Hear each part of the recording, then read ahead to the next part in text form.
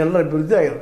ರೆಡ್ಡಿಗಳದ್ದಾಗಿರ್ಬೋದು, ಇನ್ನುಳಿದವರಾಗಿರ್ಬೋದು, ಯಾರು ಅಲ್ಲಿಯ land mafia ಆಧಾರಿದ್ದಾರೆ, ಯಾರ ಕೈಯಲ್ಲಿ ಭೂಮಿಗಳಿದ್ದಾವ, ಅವರು ಇವತ್ತು ಅಲ್ಲಿಯ ಹೀರೋಗಳು, ಅವರೇ ಇವತ್ತು ಆಳ್ತಾ ಇರುವಂಥದ್ದು. ಹೀಗಾಗಿ ಅಲ್ಲೇ ಮೈಟ್ ಈಸ್ ರೈಟ್ ಅನ್ನೋದು ನಾವು ಹೇಳ್ತೀವಲ್ಲ, ಶಕ್ತಿನ ಅಲ್ಲಿ ಏನಪ್ಪ ಅಂತಂದ್ರೆ ಹಕ್ಕು ಅಂದರೆ ಯಾರ ಶಕ್ತಿ ಐತಿ ಅವ್ರು ಹೊಡ್ಕೊಂಡು ಹೋಗಪ್ಪ ಅನ್ನುವಂಥ ಬಳ್ಳಾರಿ.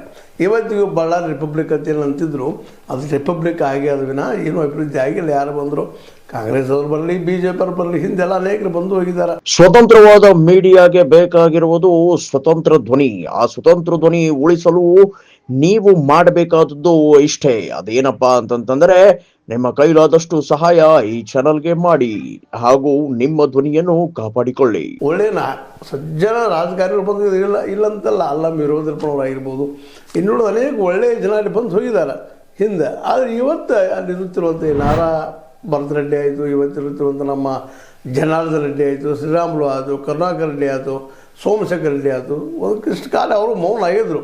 ಬಟ್ ಹಳೆಯ ಚಾಲಿಗಳ ಅಷ್ಟು ಸುಲಭ ಹೋಗುವಂಥವಲ್ಲ.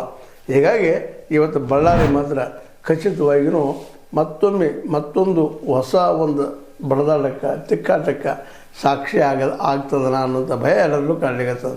ಆದರೆ ಆಲ್ರೆಡಿ ಕೆಲವು ಸುದ್ದಿಗಳು ಬರೋ ಪ್ರಕಾರ ಶಾಂತ ಆಗಿದೆ ಬಳ್ಳಾರಿ, ಎಲ್ಲರೂ ತನ್ನ ಬುದ್ಧಿ ಹೊತ್ತದ ಕೆಲಸ ಮಾಡ್ತಾಯಿದ್ದಾರೆ ಅಂತ ಹೇಳ್ತಾ ಇದ್ದಾರೆ. ಅದರಲ್ಲಿ ಎಷ್ಟು ಮಟ್ಟಿಗೆ ಆಗಿದನೋ ನೋಡಬೇಕಾಗ್ತದೆ. ಇರಲಿ, ಅದೇನೋ ಆಗಲಿ.